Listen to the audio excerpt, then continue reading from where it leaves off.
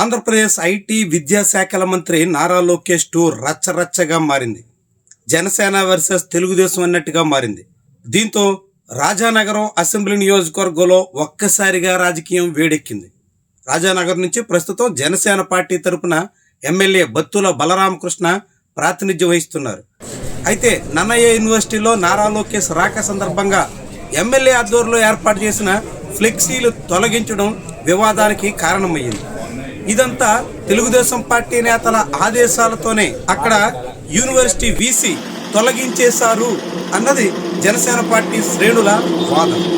దీంతో ఎమ్మెల్యే ఫ్లెక్సీలను తొలగించడం మీద ఎమ్మెల్యే భార్య సహా పలువురు జన సైనికులు ఆందోళనకు పూనుకున్నారు. ఆ సమయంలో పోలీసులు జన సైనికుల మధ్య వాగ్వాదం జరిగింది, తోపులాట కూడా జరిగింది. ఆ సమయంలోనే Nannaya university vice chancellor PA MLA భార్యను చేయిబెట్టి తోసేశారు అనే విమర్శలు వస్తున్నాయి. దీంతో ఒక్కసారిగా ఉద్రిక్త వాతావరణం ఏర్పడింది. దీని మీద ఎమ్మెల్యే కూడా సీరియస్ అయ్యారు. తన భార్యను తోసేసినప్పటికీ తాను మాత్రం ఎన్ని అవమానాలైనా ఎదుర్కొంటాను అంటూ చెప్తున్నారు.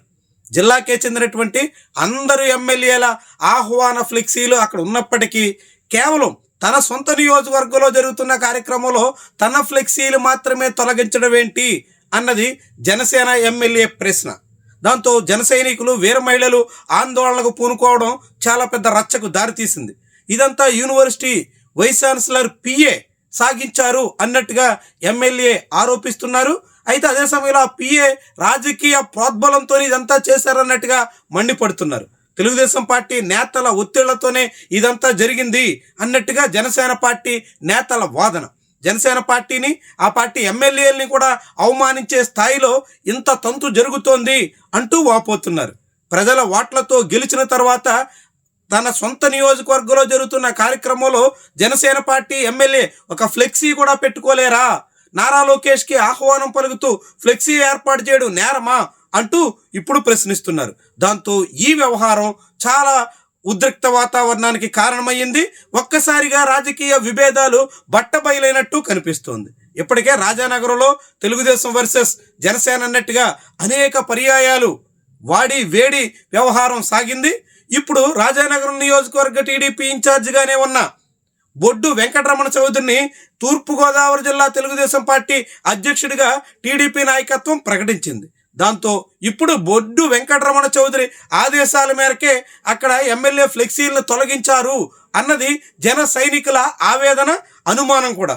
ఈ తరుణంలో ఇప్పుడు తెలుగుదేశం వర్సెస్ జనసేన అన్నట్టుగా రాజానగర్లో ముదిరిన విభేదాలు ఏకంగా పెద్ద స్థాయిలో వేడెక్కడానికి కారణమయ్యాయి.